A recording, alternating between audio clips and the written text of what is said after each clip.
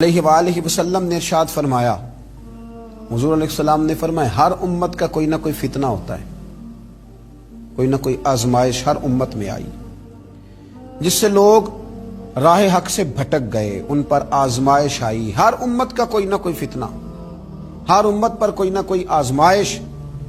تو محبوب کریم علیہ السلام فرمانے لگے میری امت کا فتنہ مال ہے، میری امت کی آزمائش مال ہے، ان کے اندر مال آیا ہے، فتنہ آیا۔ حضرت عمر فاروق رضی اللہ تعالیٰ عنہ کا زمانہ مبارکہ تھا تو مال بہت زیادہ آیا تھا۔ حضرت عمر کے زمانے میں اللہ نے دولت بہت زیادہ عطا کی، چونکہ بہت سارے علاقے فتح ہونے لگے تو مال غنیمت ڈھیروں آنے لگا۔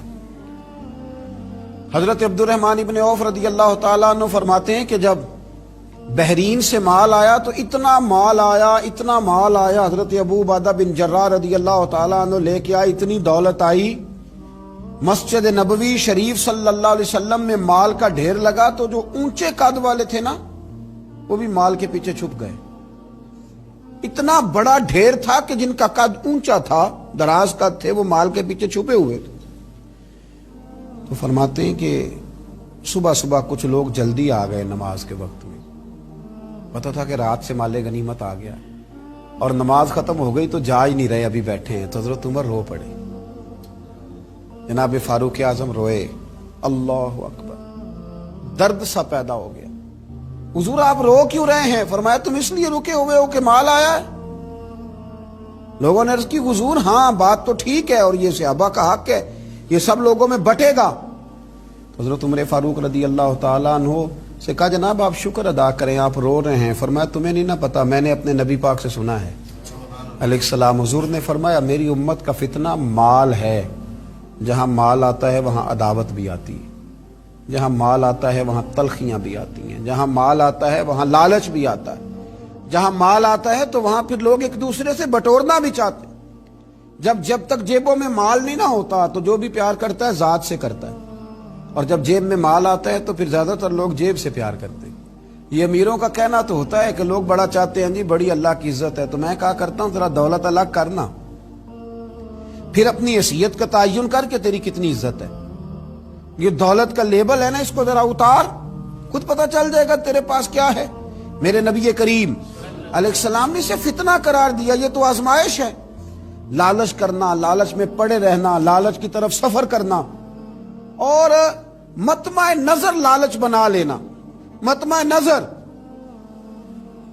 ایک بہت بڑے دولت مند کا میں ایک دفعہ اس کا انٹرویو اخبار میں چھپا تو میں دیکھ رہا تھا، تو کسی نے اس سے پوچھا کہ دولت کیسے کمائی، تو کہنے لگا جی میں نے 10 لاکھ والا کام بھی نہیں چھوڑا اور 10 روپے والا بھی نہیں چھوڑا، سارے کام کیے، بس کوشش کی کہ جہاں سے آ جائے اسے حاصل کر لینا چاہیے۔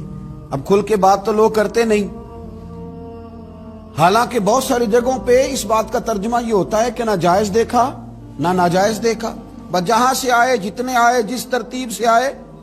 شام کو یہ حساب ضرور کرنا ہے کہ آج میرے بینک بیلنس میں کتنا اضافہ ہو گیا۔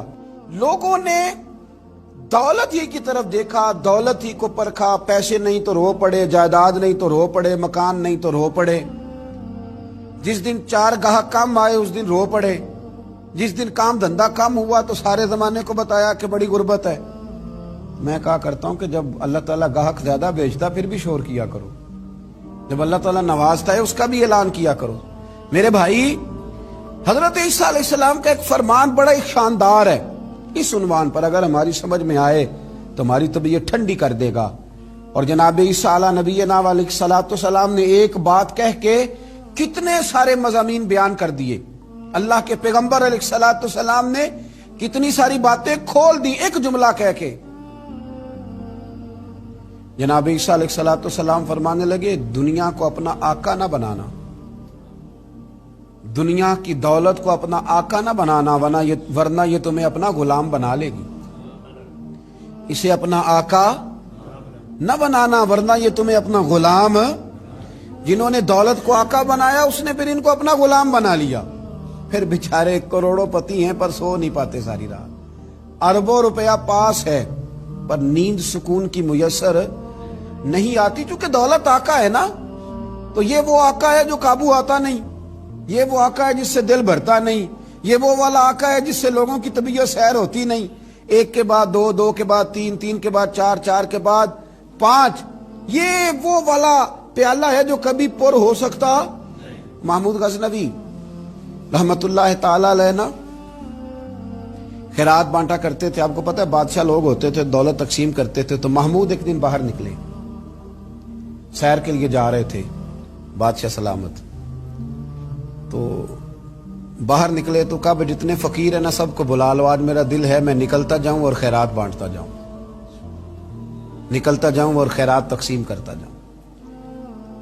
محمود نے اعلان کیا تو بعض اوقات انسان کچھ بات کرتا ہے تو اس کے لفظوں میں نا تھوڑا کر و فر نظر آتا ہے، تھوڑا تکبر نظر آتا ہے، تھوڑا غرور نظر آتا ہے۔ ایک درویش بھی وہاں سے گزر رہے تھے، انہوں نے بھی بادشاہ کا یہ جملہ سنا، انہوں نے بھی بادشاہ کا یہ جملہ سنا، اس طرف توجہ فرمائی کہ لو جی جو جس نے لینا ہے نا آج اسے دیا جائے گا، آج میں بانٹتا ہی جاؤں گا۔ وہ بزرگ بھی آ گئے، کاسا لکڑی کا پیالہ ہاتھ میں پکڑا ہے، وہ بھی تشریف لائے، اور محمود غزنوی جب بانٹ رہے تھے تو انہوں نے بھی اپنا پیالہ آگے کر دیا، انہوں نے بھی کچھ لینے کے لیے پیالہ آگے بڑھایا۔ تو محمود غزنوی نے اپنی جیب سے چند سکے نکالے، چند اشرفیاں نکالیں، اور جب بابا جی کے پیالے میں ڈالیں تو آواز تو آئی کھٹکنے کی، لکڑی کے پیالے سے جب چاندی کے سکے ٹکرائے تو آواز تو پیدا ہوئی، لیکن بزرگوں نے پیالہ پھر آگے کیا، کہنے لگے اس میں تو کچھ بھی نہیں، تھوڑا اور ڈال دو۔ محمود کہتا ہے میں نظر ڈال کے دیکھا تو پیالہ تو واقعی خالی تھا، بادشاہ تھا، کہہ چکا تھا کہ آج بانٹنا ہے، جو کوئی مانگے گا اسے دینا، پھر جیب میں ہاتھ ڈالا۔ یہ انا کا بت بھی بڑی مشکل سے ٹوٹتا ہے نا، یہ بڑا پکا ہوتا ہے، یہ نہیں ٹوٹتا۔ دوبارہ پیالہ ڈالا تو پھر چیزیں کھٹکنے کی، بجنے کی آواز تو آئی، لیکن بزرگ کہنے لگے کہ تُو نے تو کچھ بھی نہیں دیا۔ پھر پیالہ آگے کیا تو محمود نے جھوک کے دیکھا تو پیالہ پھر خالی تھا، اس نے پھر کچھ ڈالا، پھر دیکھا تو خالی، پھر ڈالا، بجنے کی آواز آئی، پھر خالی۔ اب بادشاہ تھا، ہارنے کا نام ہی نہیں لے رہا، یہ شکست کھانا ہی نہیں چاہتا، اس نے تھیلے منگا لیے، بوریاں منگا لی پیسوں کی بھری ہوئی، ڈالتا جا رہا ہے، بجنے کی آواز آتی ہے۔ محمود تھک گیا، کہنے لگا بابا اس کے نیچے کون سا سوراخ بنایا ہوا ہے، کیا ہے اس کے نیچے جو سمجھ میں نہیں آ رہا، کیا ہے؟ تو ان بزرگوں نے بڑی شاندار بات کی، کہنے لگے محمود یہ انسانی خواہشات کا پیالہ ہے، اور یہ خواہشات کبھی پور نہیں ہو سکتی، ایک پوری کرتے ہیں تو دوسری بن جاتی ہے، ایک پوری کرتے ہیں تو دوسری۔ حضرت مولا علی شیر خدا رضی اللہ تعالیٰ عنہ فرمایا کرتے تھے نفس کی خواہشیں ان بھیڑوں کی طرح ہیں جو کبھی قابو میں نہیں آتی، ادھر سے گھیر کے لاؤ تو ادھر والی نکل جاتی ہیں، ادھر سے گھیر کے لاؤ تو ادھر والی نکل جاتی ہیں، دونوں کو سمیٹو تو سامنے والی گائے۔ یہ خواہشات ہیں، یہ کبھی پوری یہ نہیں پوری ہوتی میاں۔ پھر انسان آگے سے آگے بڑھتا رہتا ہے، ہرس کرتا ہے، لالچ کرتا ہے، طمع کرتا ہے، لینے کی خواہش پیدا کرتا ہے، لیکن یہ چیزیں کبھی اس کے حق میں مؤثر ثابت نہیں ہوتی۔ ہاں میرے نبی کریم علیہ الصلوۃ والسلام سے پوچھا گیا تھا یا رسول اللہ ذلت کیا ہے؟ فرمایا لالچ کرنا۔ تو حضور عزت کیا ہے؟ فرمایا جو رب نے تجھے دیا اس پہ راضی ہو جا، اللہ عزت عطا فرما دے گا۔ قناعت میں عزت ہے، لالچ میں ذلت ہے۔ تو ہرس کرنا، ہوس کرنا، مال کے پیچھے بھاگنا، لوگ تعلیم حاصل کرتے ہیں تو مال کمانے کے لیے، ہنر سیکھتے ہیں تو مال کمانے کے لیے، کسی استاد کے پاس جاتے ہیں تو مال کمانے کا طریقہ سیکھنے کے لیے، کسی سے یارانہ لگاتے ہیں تو کہتے ہیں ذرا دیکھو تو صحیح آگے کیسے گیا ہے۔ جب مطمع نظر ہی مال ہو، جب توجہ ہی ساری مال کی طرف ہو، جب دولت ہی ہر چیز کا لوگ ماں حاصل سمجھ لیں اور مقصود اور مدعائی دولت کو بنا لیں، تو پھر انسانوں میں کمزوریاں پیدا ہوتی ہیں، روحانی قوتیں ختم ہوتی ہیں، پھر انسانوں کے اندر شوق، ذوق اور وہ ساری چیزیں کمزور پڑتی ہیں۔ میرے نبی